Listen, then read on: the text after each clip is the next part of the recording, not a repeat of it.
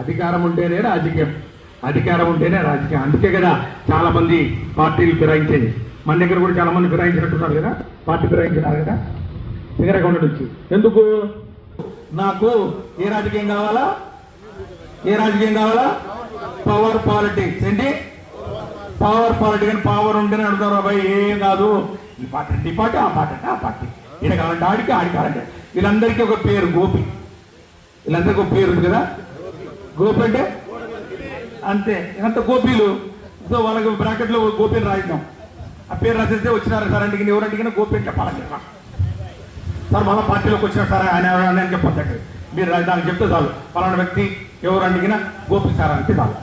So ఆ పార్టీలో ఉన్నప్పుడు, అధికారంలో ఉన్నప్పుడు ఆ పార్టీ, అది మన పార్టీ, అధికారంలో మనం వస్తాం మన పార్టీ.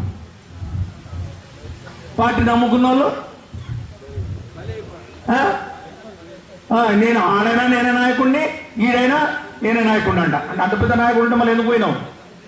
మళ్ళీ ఎందుకు వస్తున్నావు? నువ్వు అంత పెద్ద నాయకుడు, అంత తోపు, ఇంత పొడుగు ఉందంటే నేను ఆడే ఉండు, మళ్ళీ ఇంటికి ఎందుకు వచ్చినావు? నీకంటే నీకు ఎక్కడ అధికారం ఉంటే నువ్వు ఆడికి వస్తావా?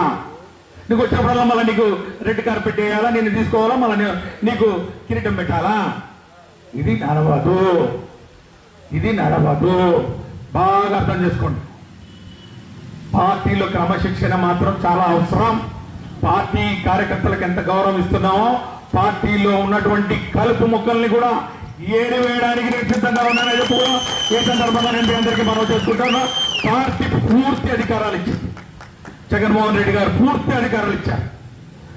ఏ స్థాయి అయినా కూడా, అతను ఎంత పెద్ద ప్రజాప్రతినిధి అయినా కూడా, ఆయన ఇన్ఛార్జ్ అయినా కూడా, నియోజకవర్గ ఇన్ఛార్జ్ కానీ, మండల ఇన్ఛార్జ్ కానీ, ఆ ప్రజాప్రతినిధులు కానీ, ఏదున్నా కూడా పార్టీలో ఉండి డ్యాన్స్ చేసుకుంటూ ఒక అటుపక్క ఒక కన్నేసి పక్క చూపులు చూస్తూ పార్టీకి నష్టం చేసే కార్యక్రమాలు ఎవరు చేసినా కూడా, ఏ మండలంలో చేసినా కూడా క్రమశిక్షణ చర్యలు తప్పవు అని చెప్పి కూడా ఈ సందర్భంగా సవినయంగా నేను మనవి చేసుకుంటూ